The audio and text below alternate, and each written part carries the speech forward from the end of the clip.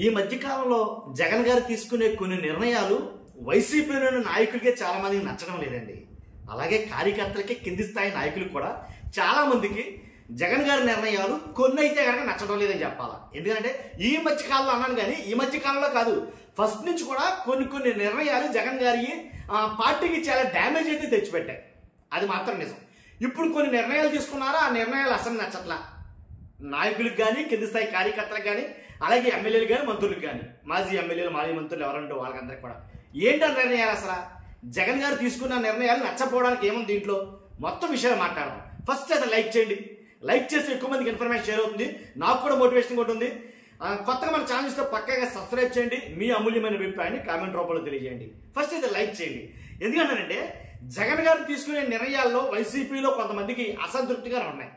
ఉదాహరణకి 2024 ఎన్నికల తర్వాత కొన్ని నిర్ణయాలు చాలా మందికి నచ్చడం వల్ల ఇప్పుడు ఏదైతే ఉపరాష్ట్రపతి ఎన్నిక, ఎలా అంటే ఉపరాష్ట్రపతి ఎన్నిక అన్నానంటే మొన్న జరిగినటువంటి ఉపరాష్ట్రపతి ఎన్నికల్లో బీజేపీ అభ్యర్థికి మద్దతు ఇవ్వడంతో జగన్మోహన్ రెడ్డి గారు అది ఏకపక్షంగా తీసుకున్నారంట ఆ నిర్ణయం. అంటే ఎవరితో మాట్లాడకపోవడం, నాయకులతో కానీ, ఎమ్మెల్యేలతో కానీ, మిగిలిన వాళ్ళతో కానీ మాట్లాడకుండా ఏకపక్ష ధోరణితోటి ఆ నిర్ణయం తీసుకున్నారు జగన్ గారు. అంటే కనుక నన్ను అడిగితే కనుక ఆయన కొంచెం స్టడీ చేసిన వాడుగా కొన్ని నిర్ణయాలు ఏకపక్షంగా తీసుకుంటారు జగన్ గారు, దాంట్లో ఎలాంటి డౌట్ లేదు. కానీ అలాంటి నిర్ణయాల్లో కొన్ని నిర్ణయాలు బెడిసికొడుతుంటాయి, ఇప్పుడు సహజమది. కాబట్టి ఇలాగా బీజేపీకి మద్దతు ఇవ్వడంతో, ఎన్డీఏ పార్టీ అభ్యర్థికి మద్దతు ఇవ్వడంతో జగన్ గారు తీసుకున్న ఈ నిర్ణయం పట్ల చాలా మంది వాళ్ళ నాయకుల్లోనే ఆశ్చర్యానికి గురి చేసింది. ఎవరితో సంప్రదించకుండా తీసుకునే నిర్ణయాన్ని వాళ్ళు జీర్ణించుకోలేకపోతున్నారు. ఇది పార్టీలో జగన్ గారి తుది నిర్ణయం అనే విషయాన్ని మరోసారి రుజువు చేసింది అని కొన్ని పత్రికలు కానీ, కొన్ని ఛానళ్ళు కానీ రాసుకొస్తున్నాయి.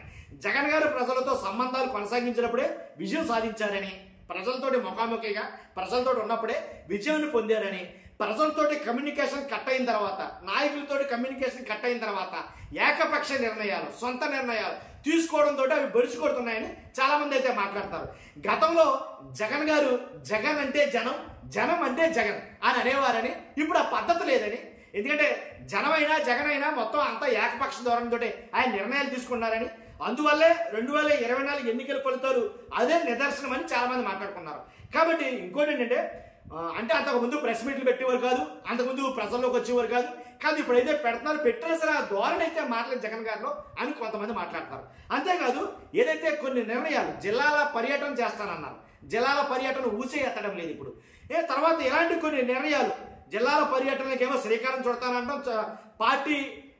కాబట్టి అలాంటి నిర్ణయాలు కూడా కొంచెం దూరం పెట్టడం, ఏదో ఒక పేరుతోటి కొంచెం వెళ్ళడం, ఇలా కొన్ని అంటే కార్యకర్తల్లో కానీ కొంతమందిని నచ్చడం. పాదయాత్ర అన్నారు, దాన్ని ఊసే ఎత్తడం లేదు. కాబట్టి అంటే ప్రజల్లో లేకపోతే రాజకీయ నాయకులు మనుగడ కోల్పోతారు అనే ఒక విధానం ఉంది. కానీ దాని దృష్టిలో పెట్టుకునైనా జగన్ గారు ఎందుకని ఆ కార్యాచరణకి శ్రీకారం చుట్టడం లేదు అని చాలా మంది అడుగుతున్నారట. అడిగినా సరే జగన్ గారు దాని పట్ల ఎలాంటి స్పందన లేకపోవడంతో చాలా మంది రకరకాలుగా మాట్లాడుకోవడం అయితే జరుగుతుంది. కానీ పార్టీ ఒక అంతర్గత చర్చ అయితే నడుస్తుంది, బయటకు పక్కడం లేదు. కానీ ఇది కానీ జగన్ గారు తీసుకునే ఏకపక్ష ధోరణితో ఏదైతే నిర్ణయాలు తీసుకున్నారో అవి ససేమిరా కింది స్థాయి నాయకులకు కానీ, వాళ్ళ నాయకులకు కానీ, అలాగే కార్యకర్తలకు కానీ రుచించడం లేదు, దాంట్లో ఎలాంటి డౌట్ లేదు.